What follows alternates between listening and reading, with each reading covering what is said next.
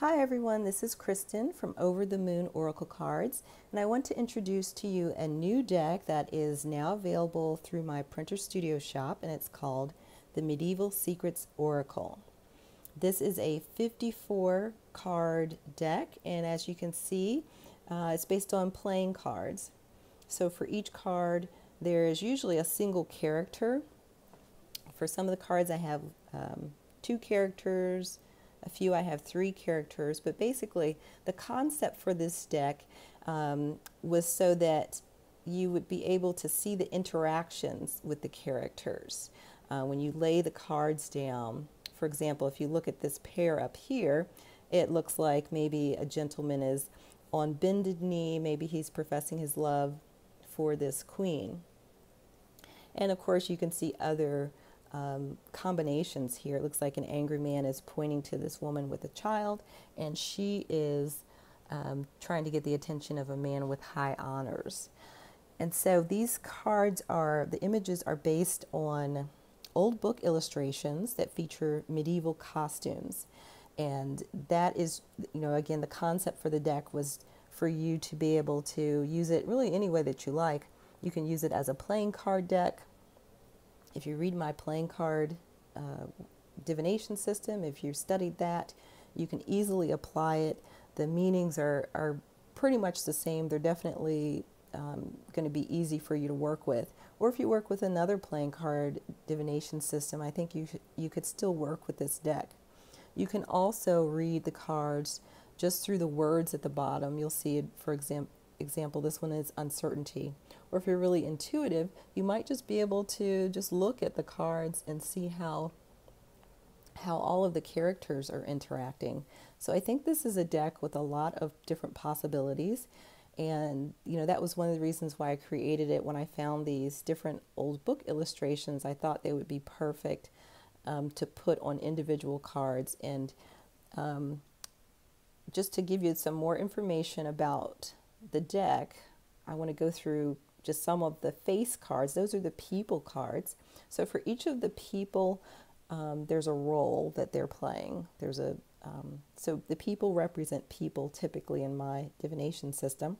The Queen of Spades is the widow.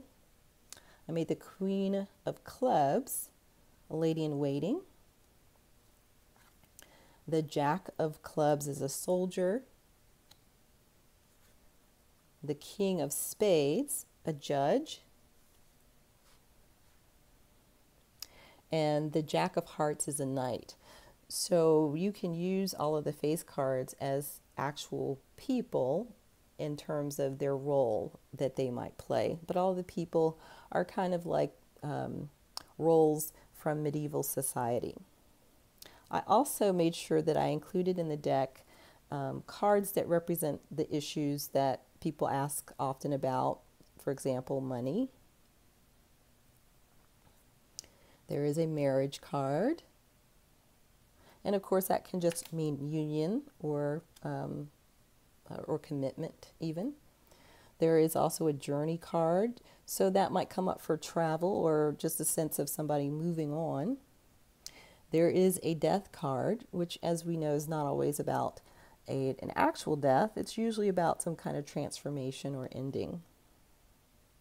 Friendship. And the Five of Spades is battle, and that's usually a card of conflict in my system.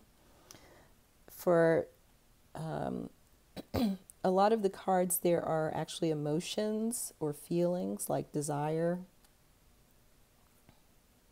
and courage and pride. There are also cards like mystery. And I put that on the Seven of Spades, which to me is a card that can suggest deception, waiting, pleasure, and fortune. So again, if you've already studied my system, you'll see how these cards really relate to that system. So I don't think you'll have any trouble reading with them. But this is a different system. Unlike my Over the Moon Oracle cards that show a scene of actions. These cards are just individual people. So I think the way that you would really read them is interacting with each other. At least that's how I tend to read it. So it really helps for you to have a row of cards, or even spread out a 9 card, and then you can see how everyone interacts with each other. For this deck, I also added 2 significators. This is the lady and the gentleman. And if there's different ways you can use significators. If you already use them, then you probably already know how to work with them.